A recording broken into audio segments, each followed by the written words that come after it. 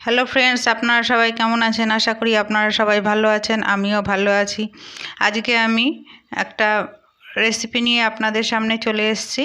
তো চলুন বন্ধুরা, রেসিপিটা শুরু করা যাক। আজকে আমি বানাবো ফুলকপির যে ডাঁটা থাকে সেই ডাঁটা দিয়ে চচ্চড়ি। তো প্রথমে আমি গ্যাসটা ধরিয়ে ফুলকপির ডাঁটাগুলোকে খুব ভালো করে 2-3 বার ধুয়ে নিয়েছি, ধুয়ে ওটাকে কুচিয়ে নিয়েছি। এবার একটু গরম জলে ফুলকপির ডাঁটা আর মূলো একসাথে ভাপিয়ে নেব।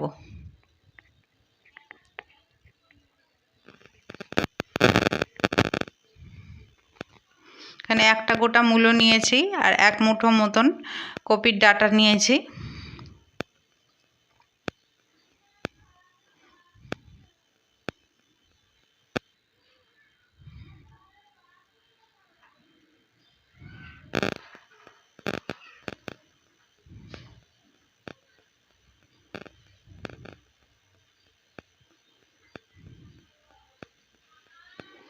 ফুলকপির ডাঁটাটা জলটা আর কি ফুটে উঠেছে। এবার আমি ফুলকপির ডাঁটাগুলো আর মূলোগুলোকে তুলে নেব।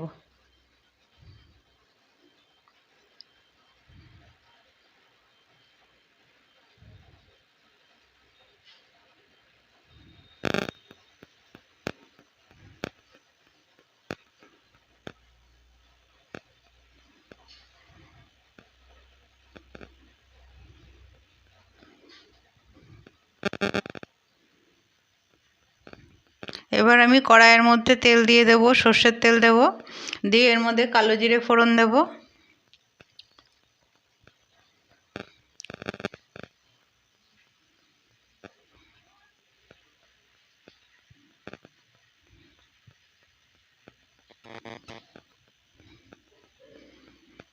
আর দেব 4টে ছেঁড়া কাঁচা লঙ্কা।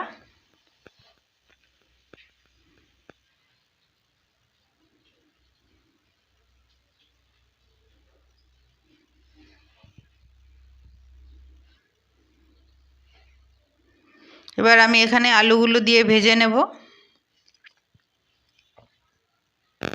তার সাথে শিমগুলো দিয়ে দেবো। একটা ছোট আলু কেটে নিয়েছি আর 7-8টার মতন শিম টুকরো করে নিয়েছি।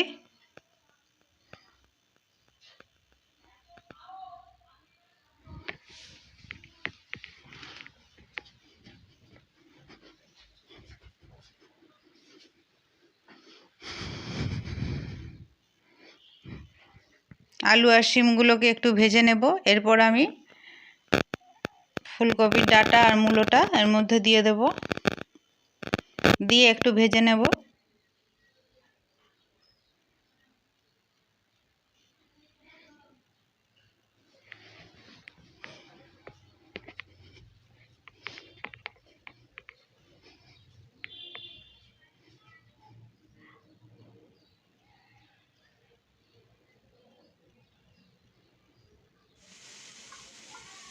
এবার কতগুলো মটরশুঁটি ছাড়িয়ে রেখেছিলাম সেটাও এর মধ্যে দিয়ে দেব।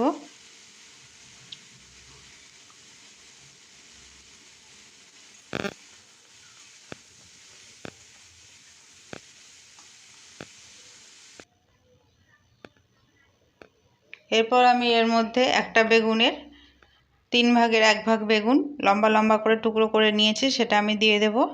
দিয়ে ভালো করে একটু ভেজে নেব।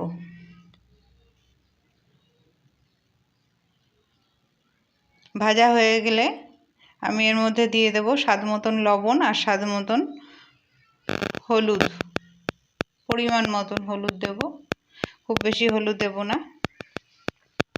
এবার খুব ভালো করে নাড়াচাড়া করে নেব।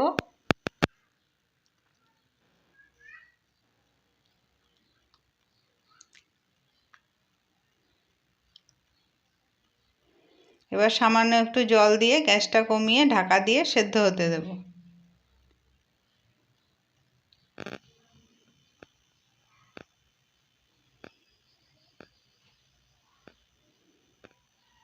পাঁচ মিনিট পরে ঢাকনা খুলে চলে এসেছি, মোটামুটি সেদ্ধ হয়ে এসছে।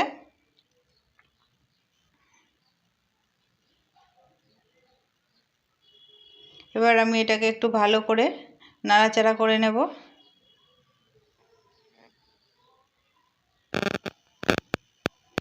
এর মধ্যে স্বাদ মতন চিনি দিয়ে দেব।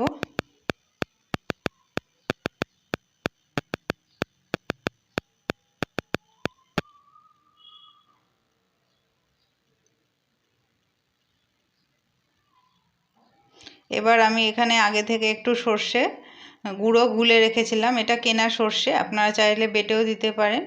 কেনা সর্ষে গুলে রেখেছিলাম, সেটা আমি এর মধ্যে দিয়ে দেব। দিয়ে নাড়াচাড়া করে নামিয়ে নিলেই তৈরি হয়ে যাবে ফুলকপির ডাঁটা দিয়ে চচ্চড়ি।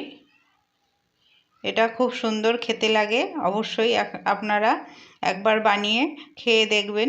ভিডিওটা ভালো লাগলে একটা লাইক করে দিয়ে পাশে থাকবেন। আর আপনারা এর ওপর দিয়ে একটু কাঁচা সর্ষের তেল ছড়িয়ে দিতে পারেন, আমি এখানে দিইনি, আপনারা চাইলে অবশ্যই দিতে পারেন, আরও সুন্দর স্বাদ হবে।